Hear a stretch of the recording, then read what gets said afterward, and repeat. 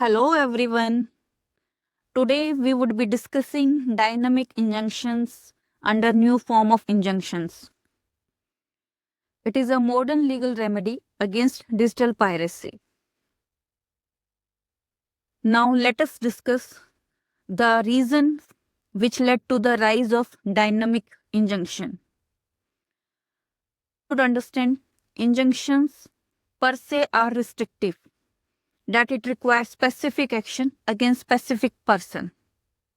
And if the circumstances changes, the injunction order loses its effectiveness.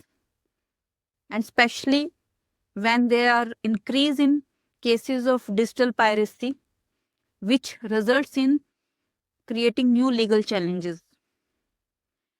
That's why dynamic injunction have emerged as a flexible solution to the problem of changing circumstances. Dynamic injunction, therefore, is a court order that evolves with changing circumstances. It targets infringing content across various shifting domains or IP addresses. It allows the copyright holder to block, mirror, or similar redirect sites without filing for new suits. Dynamic injunctions have emerged globally. In UK, the foundation for dynamic injunction was laid in a case Cartier International AG versus British Sky Broadcasting Limited. In Australia, Singapore, and European Union, dynamic injunctions have been made effective through legal framework. In India, dynamic injunctions are being effected through judicial innovations. Now we look for the history of dynamic injunction in India. India has issued its first ever dynamic injunction in a landmark case, UTV Software versus 1337X.2. Here, Delhi High Court issued the dynamic injunction using the inherent power the court has under Section 151 of the CPC. It blocked distributing Bollywood films and also set the precedent for future dynamic orders.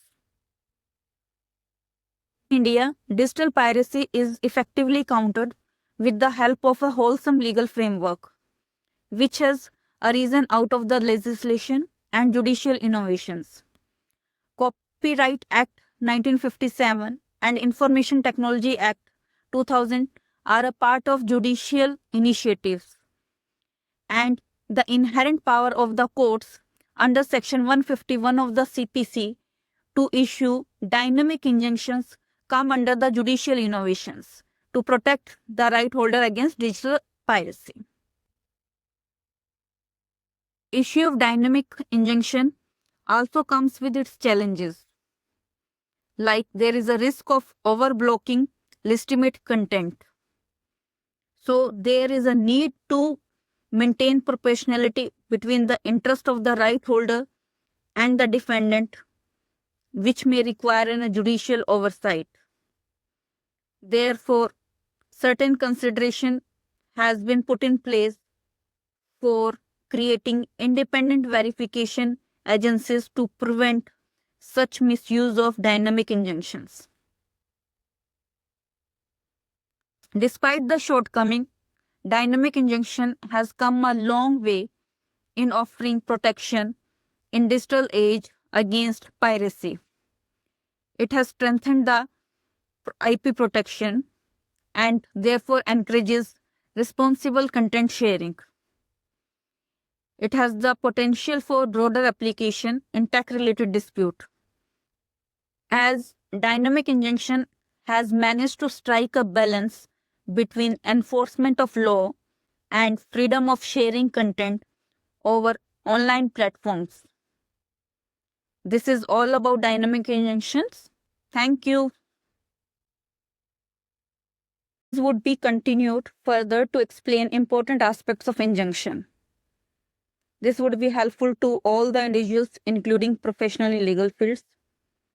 Do continue to watch our series and share your feedback by way of comment.